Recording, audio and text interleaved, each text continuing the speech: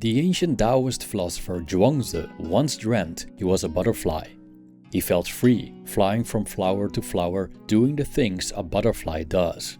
He didn't doubt he was a butterfly and had forgotten that he was Zhuangzi. When he woke up, he realized he was Zhuangzi, dreaming that he was a butterfly. But then he started wondering if his premise was true. Was he really Zhuangzi, dreaming he was a butterfly? Or is he a butterfly dreaming he's Zhuangzi?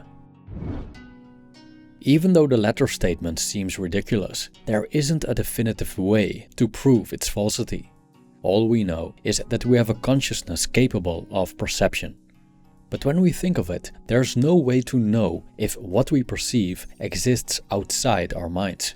The chair you're sitting on, the screen you're staring at, the clouds passing in the sky, and the neighbors walking their dogs could all be an illusion. From Zhuangzi's viewpoint, how absurd it may seem, we may be butterflies dreaming we're human beings.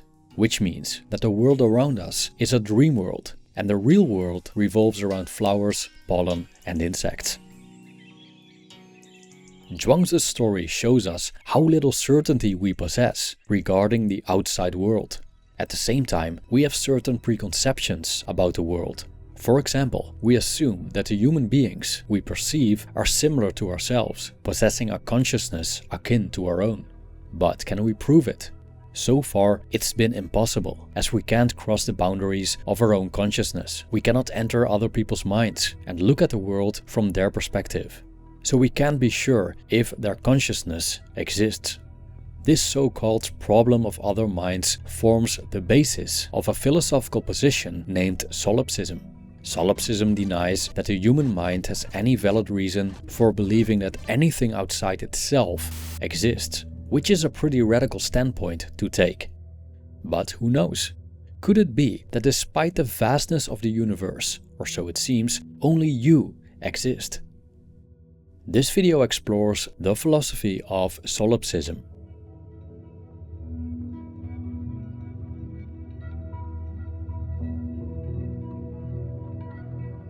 What is real? How do you define real? If you're talking about what you can feel, what you can smell, what you can taste and see, then real is simply electrical signals interpreted by your brain, says Morpheus, when showing Neo he has been living in an imaginary world his whole life. So what's real? Are the things our senses perceive the things they appear to be, or just perceptions? The problem with defining reality is that we're limited to our perceptions. The world we perceive may not be the same as the world truly is, as we can't look at the world beyond our senses. We can only see what our senses pick up and what our minds make of it. Philosopher Immanuel Kant concerned himself with the relationship between object and subject. He wondered to what extent the object is represented when the subject perceives it. He stated, "Things which we see are not by themselves what we see. It remains completely unknown to us what the objects may be by themselves and apart from the receptivity of our senses. We know nothing but our manner of perceiving them." End quote. So how can we be sure if what we see is what we see? The people living in the Matrix, for example, perceive the world in ways similar to human perception of an actual world from the past. Other people, traffic, food, and other forms familiar to humans. However, the reality of the Matrix isn't the forms identified by its prisoners, but green lines of code which Neo manages to see when he becomes enlightened. Thus, the Matrix is an illusion. What we see as the world consists of nothing more than code. In reality, this could be the case as well. Again, as Kant mentioned, it remains completely unknown to us what the objects may be by themselves and apart from the receptivity of our senses. How do we know that what we see is real? According to our senses, the world may come across as genuine, but we only view it from a single perspective. There's no way of knowing the world's actual substance if we don't embody the other side, the external world, and take a look from there.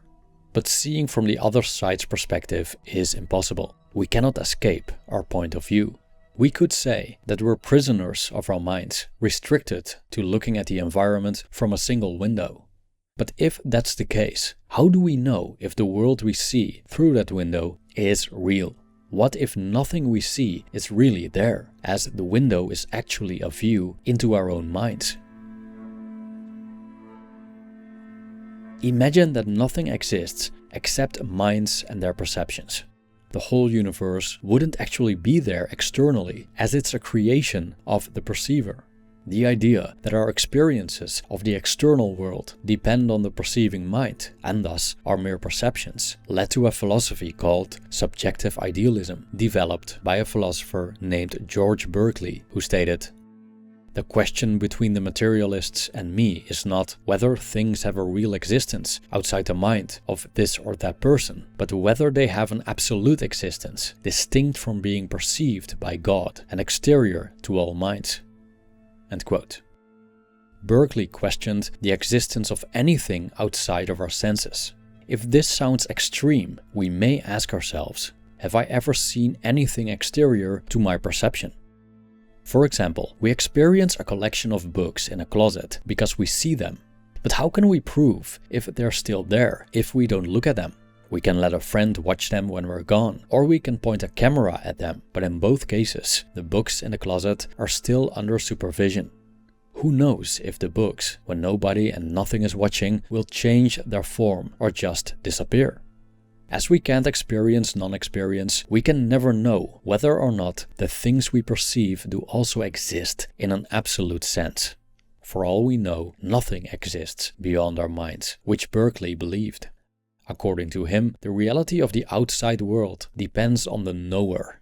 He proposed his position using 3 Latin words, esse est percipi, meaning to be is to be perceived.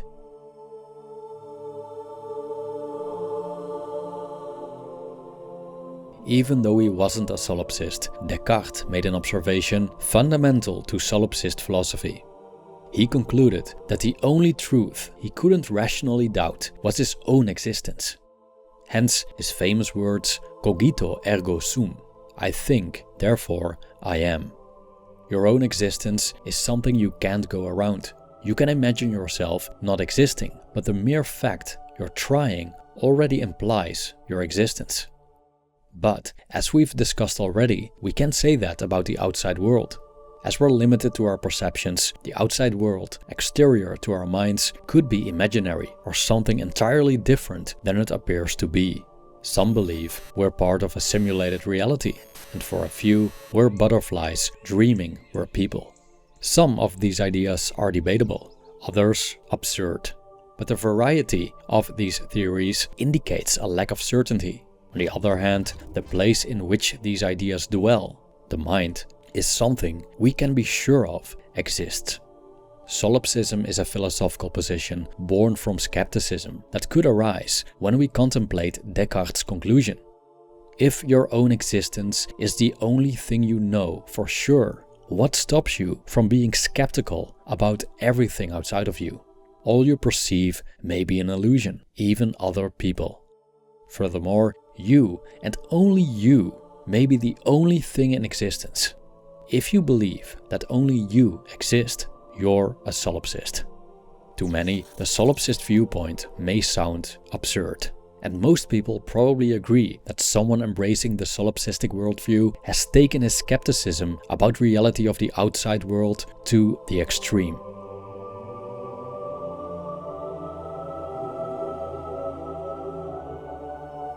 Unsurprisingly, criticism against solipsism exists. A well-known attempt to refute solipsism is the so-called argument from analogy. As you know the contents of your own mind, as an individual who clearly belongs to the human species by all your attributes, like bodily features, emotional reactions, ways of thinking, and so forth, it's fair to say that the minds of other people are similar. From your observations, you seem just one of many equipped with consciousness. Moreover, our upbringing and functioning depend on social contexts. Other people raise us, teach us language, and pose as role models. It seems pretty crazy to think that only you exist, given life's many clues telling us we're not alone. However, from a solipsistic viewpoint, there's an issue here, the so-called problem of other minds. Even though people may behave in ways similar to ours, there's no definitive proof of their minds existing. As long as we can't cross the boundaries of our own consciousness, there's no reason to assume that the beings we perceive possess conscious minds of their own. Thus, from this viewpoint, attributing consciousness to a human being is as valid as attributing it to a wooden table, as physical properties like the human brain, behaviors, and emotions are no definitive proof of consciousness.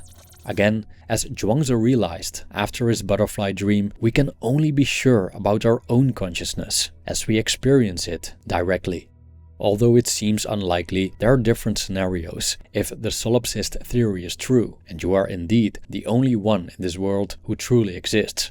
For example, you could be part of a simulated reality in which people you observe are just computer programs acting like human beings. Questions you could ask yourself here are: why would this simulation exist? Where does the human image come from? Were they a species in the past, and am I the only survivor? Or is it just a random projection from my mind? And what's my role in this? Another scenario would be that you're the only human alive participating in a giant experiment. You're surrounded by automatons that look, sound, smell, feel, and act like humans, but are without consciousness. Again, you could ask, what's the purpose of this experiment? What's my role in it? Where does the human image come from? Yet another possibility could be that you're in some kind of dream. In a dream, you're not just the only person in existence, but everything you see is you. It's all part of your mind, meaning that nothing exists outside your consciousness. The whole universe around you is a product of your imagination, including all the people. So who knows? Someday you'll wake up, literally or figuratively, realizing that all your life experiences weren't what they appear to be, and all the people you've met along the way were either fake or imagined. All that time, you've been alone. Thanks for watching.